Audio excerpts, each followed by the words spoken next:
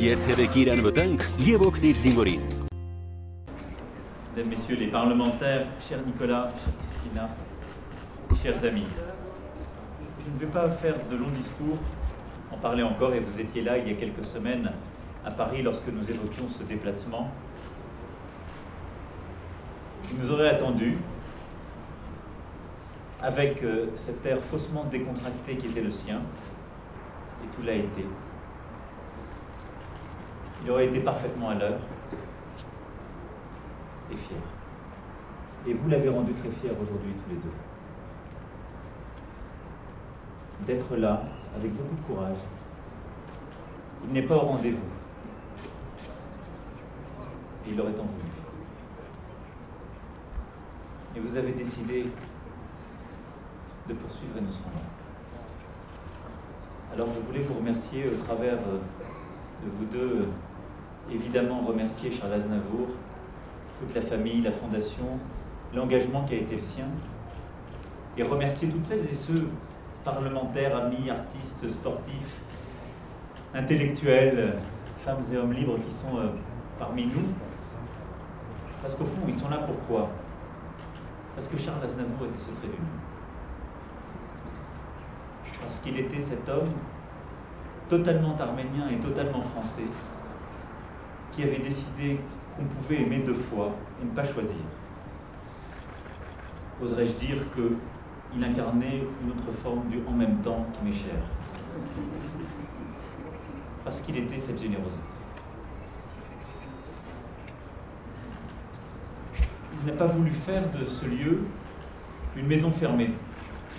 Il n'a pas voulu faire, vous l'avez rappelé, monsieur, une maison à son image. Il n'a pas voulu en faire un musée ou un lieu où l'on célèbre. Il a voulu en faire un lieu qui parle à la jeunesse.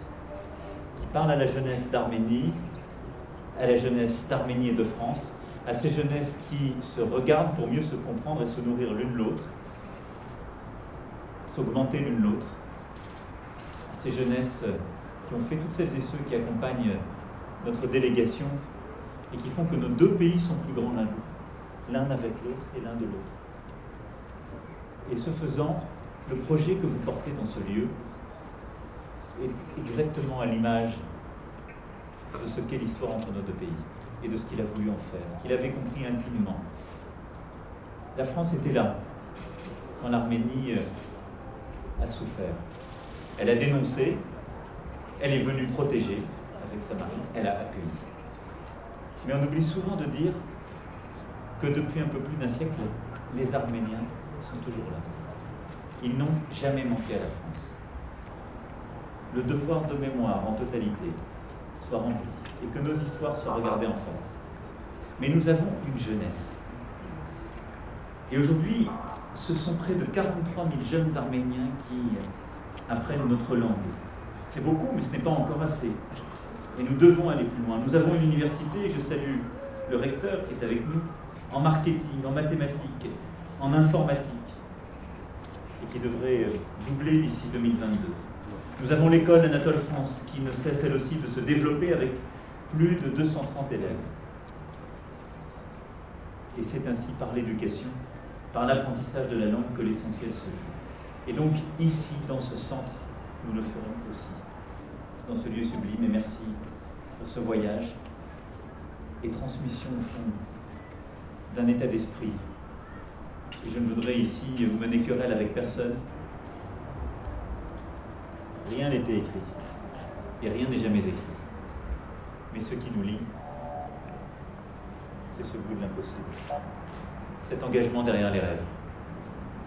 Parce que c'est exactement ce que ce centre va faire. Et c'est ce que, par votre engagement, vous allez poursuivre. Alors, il n'est pas là au rendez-vous, mais il serait fier de vous, l'un et l'autre, comme nous sommes fiers de vous. Et nous continuerons d'être là. Je vous remercie. Merci.